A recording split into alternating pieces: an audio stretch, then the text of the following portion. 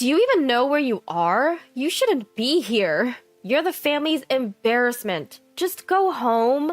Grace, adorned in a pure white wedding dress, sneered as she spoke. Behind her stood Dad, not even bothering to hide his disgust.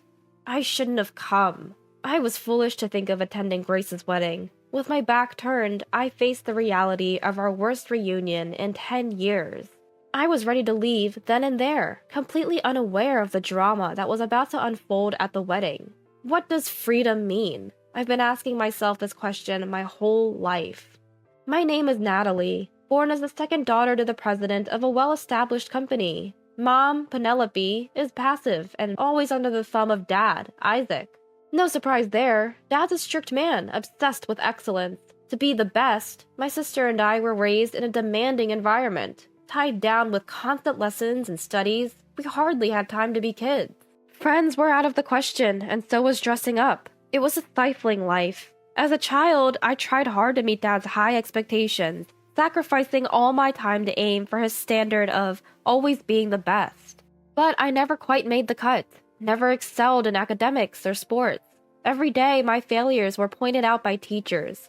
Witnessing this, Dad would yell, "Why can't you do better?" making me feel miserable.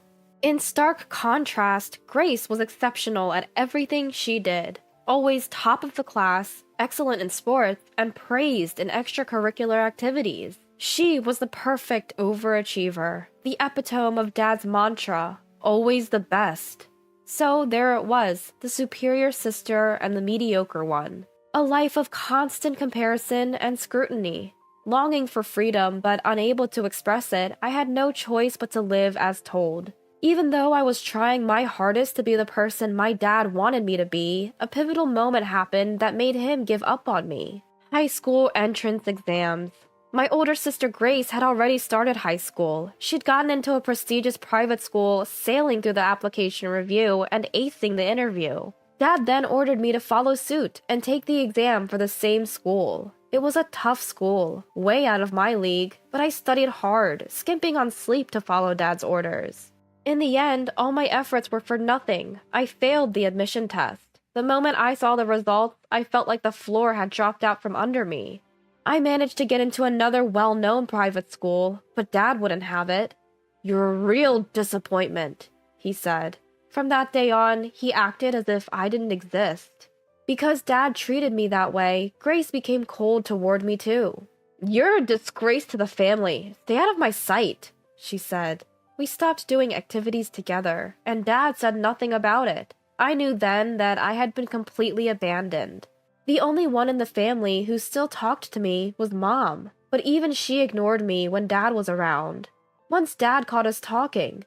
"Don't waste your time!" He scolded Mom, looking at me as if I were trash.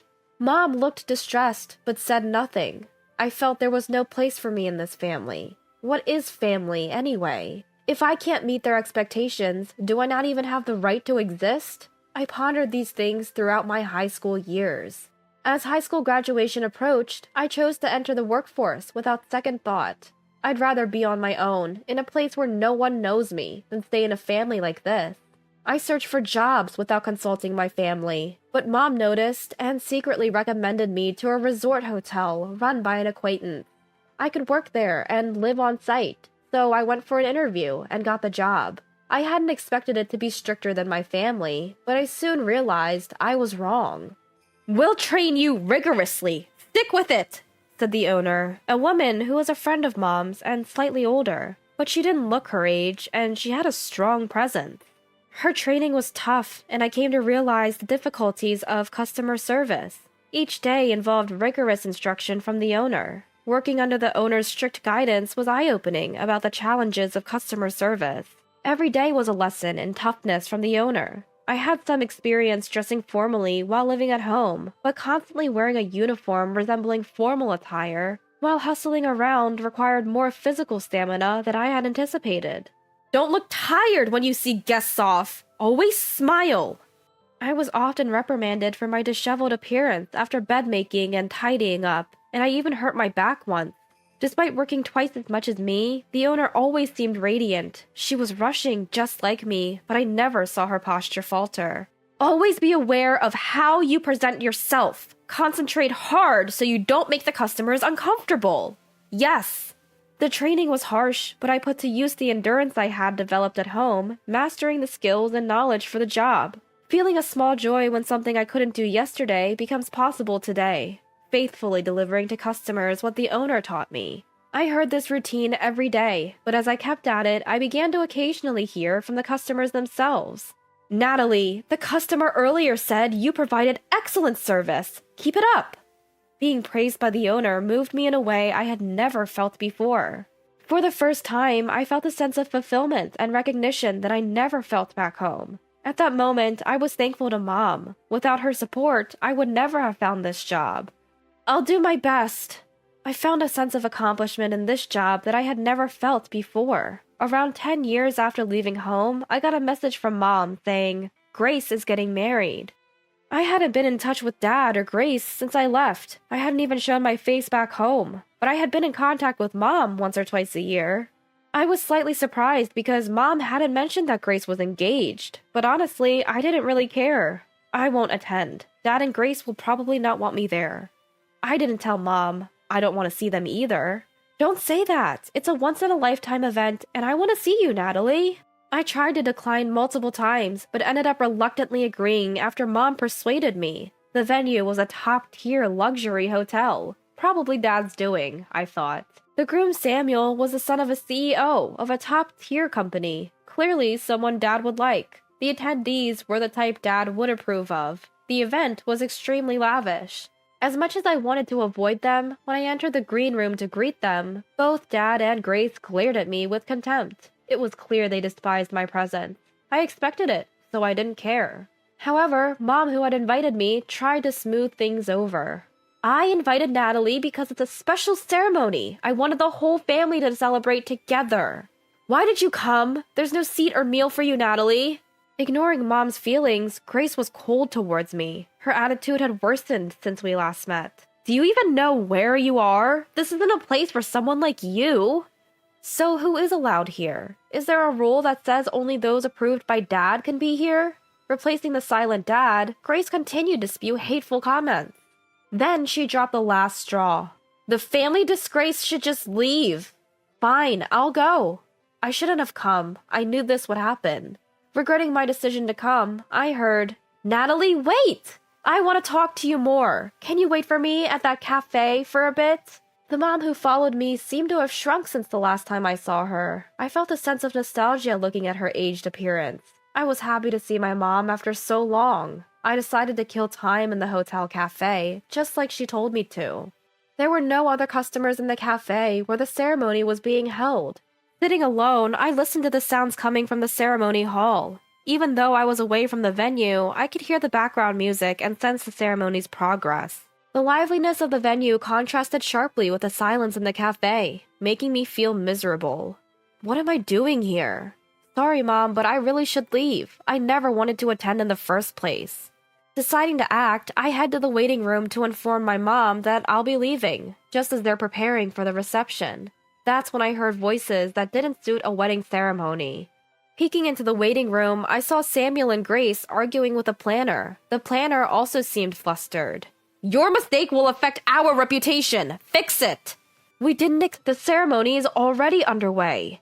From the conversation, it seemed that the chairman of a major client company of Samuel's firm had suddenly decided to come give his greetings at the wedding. They hadn't prepared any meals for him since he was initially unable to attend due to a business trip. They confronted the planner, urging them to find a solution.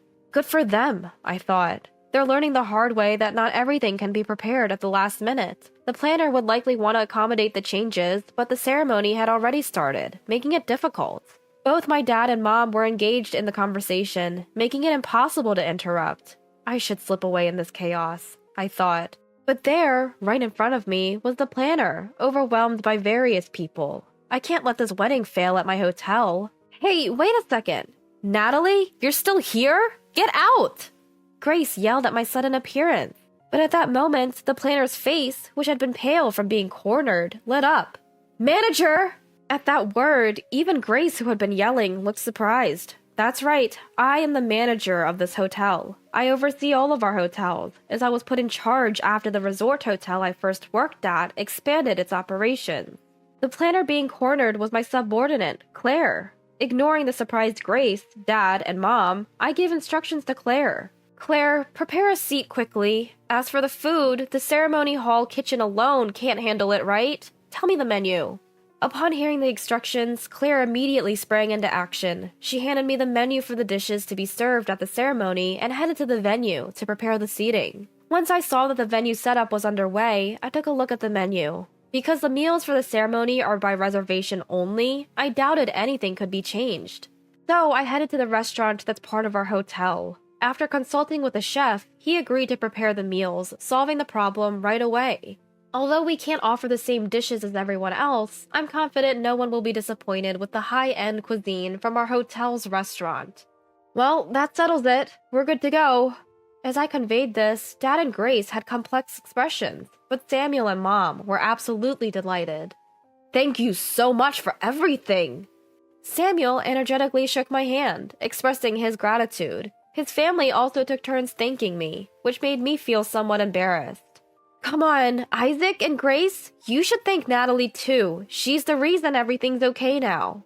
Upon hearing this, Dad and Grace reluctantly nodded at me with complex expressions. Then Samuel's family left. We have to get ready to welcome the chairman. Dad and Mom also left to join them in greeting. Now, only Grace and I remained in the room. The room turned eerily quiet, a stark contrast to the bustle just moments ago. As I tried to leave the room to escape the awkward atmosphere, I heard unexpected words. I envy Natalie. Turning around in surprise, I found Grace looking at me, her face strained. You were so full of life earlier, Natalie. Looking at Grace, I was reminded of, bound by Dad, living a life devoid of freedom, struggling to meet Dad's expectations. Grace wore the same expression I once did. I may be the supposed successor, but I can't defy Dad. I feel like I have no say in anything. I realized only now that Grace felt the same way as I did. She looked like the capable older sister, but she was actually struggling to meet expectations. It must be nice, Natalie, being away from Dad, being free. Hearing that, I realized my freedom came at the expense of Grace. Had Grace not been there, even if I'd failed the exams, I would have been forced to become the person Dad wanted me to be. Because Grace was there, it was okay for me to be gone. It was okay to pour all the expectations into the one who remained, Grace. I gained my freedom by being cast away by Dad, but in doing so, I let Grace shoulder all of Dad's expectation. Grace envied my freedom. Perhaps that's why, meeting her today after 10 years, she seemed colder than before. But still, the outside world isn't as free as you think, and it's very harsh. In that world, without relying on anyone, I fought to survive. From Grace's perspective, I must have seemed like someone who lived life on my own terms. But I wanted her to know that the world outside wasn't always a walk in the park either. For the first time in our lives, we, as sisters, were open about what we thought of each other. Natalie, you're amazing. Grace complimented me for the first time. I think this was the moment I finally felt like a real sister to Grace. After some time passed since the wedding, Grace did something she'd never considered doing before. To support her, I went with Dad to Grace's company. Dad, I think the company won't grow if things stay as they are. I took a leap and told Dad I thought his methods were outdated. Of course, Dad got furious, his face turning beet red. You're saying the way I've been doing things is wrong? Surprisingly, Mom chimed in. Isaac, the younger generation is taking over. We should consider their opinions. Not only will we help, but we also ask for your cooperation. Thanks to the backing from also Grace's husband and his family, Dad relented, and Grace got involved in the business. My worries turned out to be unfounded, and I could finally breathe a sigh of relief. With Grace's strong insistence, there was a shift from old ways of thinking to adapt to modern times. See, you can speak up. I can't let Natalie outdo me, Grace said, her face brimming with confidence. I have a feeling that the company is on a path to becoming even better. I also started having more family interactions with Grace. Today, we have to entertain an important client. Can I use your place, Natalie? This became Grace's go-to phrase. Now, in a business context, she's an important client, and I never cut corners, whether it's for family or not. Yes, we'll prepare everything. Delivering the best service is the life I chose, on my own terms.